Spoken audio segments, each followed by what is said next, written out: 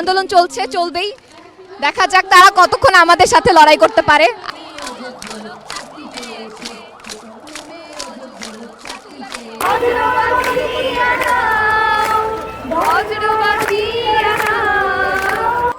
কোটা সংস্কার আন্দোলনের সপ্তম দিন, আর এই সপ্তম দিনে এসে আসলে শিক্ষার্থীরা কি পেল সে বিষয়ে শিক্ষার্থীদের সাথে কথা বলবো। আমরা দেখেছি রাজধানী জুড়ে বিভিন্ন জায়গায় শিক্ষার্থীরা এই কোটা সংস্কার যে আন্দোলন সেটি চালিয়ে যাচ্ছেন এবং বাংলা ব্লকেট নামে আরও একটি নতুন মাত্রায় যুক্ত হয়েছে, অর্থাৎ আজকে বাংলা ব্লকেটের তৃতীয় দিন। আমরা এখন ঠিক এই মুহূর্তে রয়েছি শাহবাগ চত্বরে। সেখানে আমরা দেখতে পাচ্ছি এখানে ইডেনের যারা নারী শিক্ষার্থী, ঢাকা বিশ্ববিদ্যালয়ের যারা নারী শিক্ষার্থী তারা রয়েছেন, বিভিন্ন প্ল্যাকার্ড নিয়ে তারা এখানে আজকে অবস্থান গ্রহণ করছেন।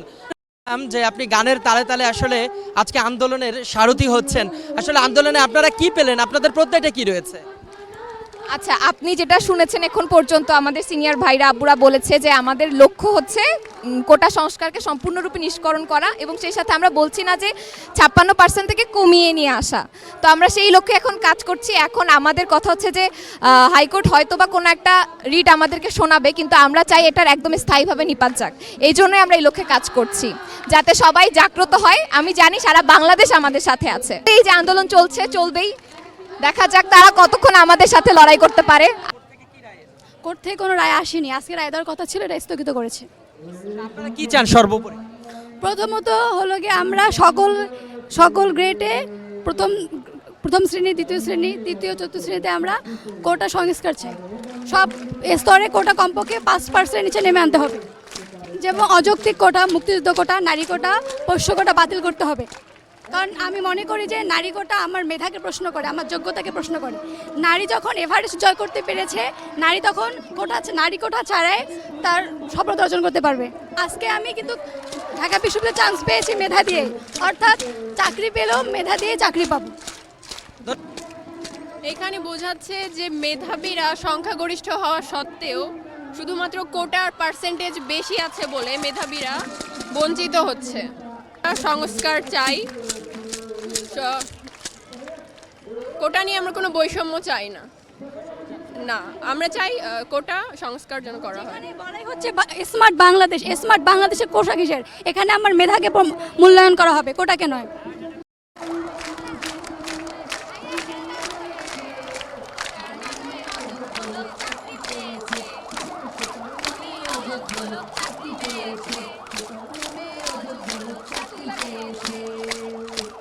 দর্শক, আপনারা যেমনটি দেখতে পাচ্ছেন, নারী শিক্ষার্থীরা ঢাকা বিশ্ববিদ্যালয় এবং ইডেনের যারা নারী শিক্ষার্থী রয়েছেন তারা আজকে এখানে আমরা দেখতে পাচ্ছি কোটা সংস্কার যে আন্দোলন তার সপ্তম দিনে এসে জড়ো হয়েছেন, অর্থাৎ শাহবাগ যে গোলচত্বর রয়েছে সেখানে বসে অবস্থান গ্রহণ করেছেন এবং কোটা না মেধা এই আন্দোলনে তারা আন্দোলনে যুক্ত হয়েছে এবং বাংলা ব্লকেট নামের যে তারা নতুন ধারা দিয়েছে সেটির আজকে তৃতীয় দিন। সেখানেই আমরা দেখতে পাচ্ছি শিক্ষার্থীরা বসে বসে গানের তালে তালে এভাবে আজকে তাদের যে কোটা সংস্কার আন্দোলন সেটি করছেন এবং তারা প্রত্যয় ব্যক্ত করেছেন তাদের যতদিন না পর্যন্ত এই তাদের এক দফা দাবি মেনে না নেওয়া হবে ততদিন পর্যন্ত তারা এভাবে তাদের যে আন্দোলন সংগ্রাম সেটি চালিয়ে যাবেন। শুধু রাজধানীর শাহবাগ নয়, আমরা দেখেছি রাজধানীর বিভিন্ন জায়গায়, বাংলা মোটর সহ বিভিন্ন জায়গায় এভাবে গানের তালে তালে তারা তাদের যে আন্দোলন সেটি অব্যাহত রেখেছে।